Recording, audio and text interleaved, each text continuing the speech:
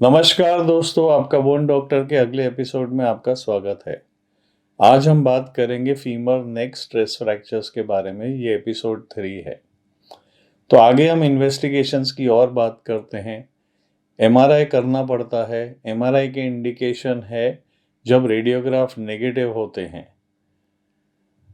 Findings देखें तो periosteal या बोन मैरो एडिमा होता है ऑन स्टर या fat suppress T2 images. Line of decrease intensity दिखती है T1 कोरोनल इमेज में corresponding with signal on T2 and STIR. Hip effusion दिखता है। 8x higher risk of propagation होता है अगर ये सब दिखे तो। सेंसिटिविटी 100% है, स्पेसिफिसिटी 100% है। बोन स्कैन की इंडिकेशन होते हैं negative radiograph with contraindication to MRI.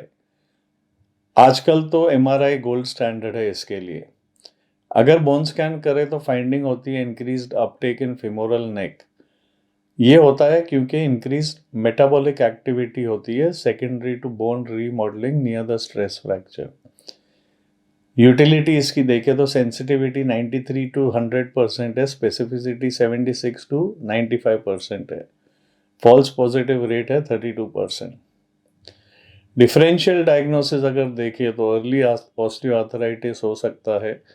Generally older patients में limited motion particularly internal rotation होता है।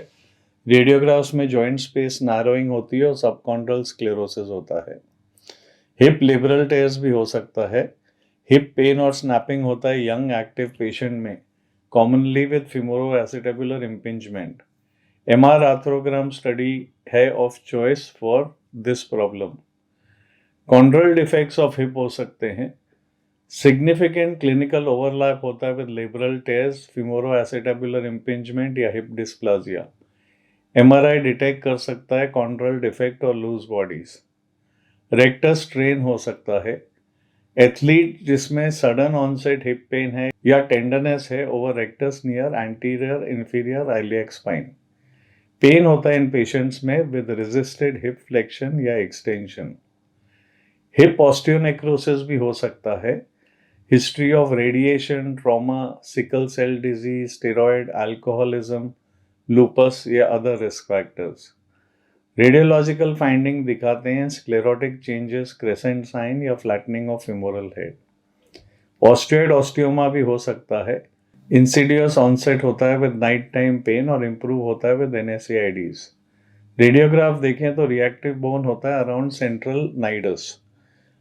दूसरे नियोप्लाज्म भी कंसिडर करने चाहिए। लंबर डिस्क हर्निएशन भी प्रेजेंट कर सकता है पेन इस एरिया में। पेन ज़्यादा पोजिशनल होता है देन एक्टिविटी रिलेटेड और may be associated with back pain, paresthesia या positive straight leg raise test. Treatment देखें तो नॉन ऑपरेटिव ट्रीटमेंट में नॉन वेट बेयरिंग एडवाइस करते हैं, एक्टिविटी रिस्ट्रिक्शन एडवाइस करते हैं। इसके इंडिकेशन होते हैं compression side stress fractures, fracture line less than 50% width होना चाहिए। Tension side stress changes with no fracture line on MRI। Outcomes देखें तो 75 to 100% हील हो जाते हैं and can return to activity if correct indications are met. Operative treatment में cannulated screw fixation करते हैं मैक्सिमम टाइम्स। इसका मेन इंडिकेशन होता है tension side stress fracture. Compression side stress fractures में अगर फेटिक फ्रैक्चर लाइन मोर देन 50% है of femoral neck with तो इन्हें भी फिक्स करना पड़ता है। Compression side fracture with hip effusion में 8x इंक्रीज होता है प्रोग्रेशन का अगर हिप एफ्यूजन दिखता है तो इनमें भी आप कंसिडर कर सकते हो फिक्सेशन। अगर compression side fracture serial MRI पे प्रोग्रेस हो रहा है तो इनको भी फिक्स करना पड़ता है। टेक्निक होता है इन्वर्टेड ट्राइंगल यूजिंग 3 कैन्युलेटेड स्क्रू 7 या 7.3 millimetres. Open reduction internal fixation के इंडिकेशन होते हैं डिस्प्लेस फिमोरल नेक फ्रैक्चर्स। टेक्निक होता है स्लाइडिंग हिप स्क्रू या कैन्युलेटेड स्क्रूज। आउटकम होता है lower return to activity following open reduction rather than in non displace fracture जहाँ रिटर्न टू एक्टिविटी का रेट ज़्यादा है। कॉम्प्लिकेशंस देखिए तो फ्रैक्चर प्रोग्रेशन या कंप्लीशन इंसिडेंस 14% है। associated है with disabling complication like avascular necrosis, non-union, malunion. Risk factors होते हैं हिप एफ्यूजन, अगर है तो 8x रिस्क ऑफ प्रोग्रेशन है फ्रैक्चर लाइन का. साइज ऑफ फ्रैक्चर एसोसिएटेड नहीं होता है विद प्रोग्रेशन. डिलेड डायग्नोसिस एक प्रॉब्लम हो सकता है. ट्रीटमेंट कैनुलेटेड स्क्रू फिक्सेशन होता है. एवास्कुलर नेक्रोसिस का इंसिडेंस है more common with displace femoral neck stress fractures. इसका रेट है 5 to 42%. ये अनलाइकली है with incomplete stress fractures. Fracture associated with AVN in displace femoral neck stress fractures में अगर डिले इन सर्जिकल ट्रीटमेंट हुआ या इनिशियल डिस्प्लेसमेंट ज़्यादा हुआ या वायरस माल रिडक्शन हुआ तो एवास्कुलर नेक्रोसिस का रेट ज़्यादा है. ट्रीटमेंट प्री कोलैप्स स्टेज में कोर डिकम्प्रेशन है या वैस्कुलराइज फ्री फिबुलर ग्राफ्ट है. अगर कोलैप्स हो गया तो हिप रिप्लेसमेंट कर सकते हैं. डिलेड यूनियन या नॉन यूनियन का इंसिडेंस है unlikely with incomplete stress fracture. ज़्यादा कॉमन है with displace femoral neck stress fracture 9 to 44%.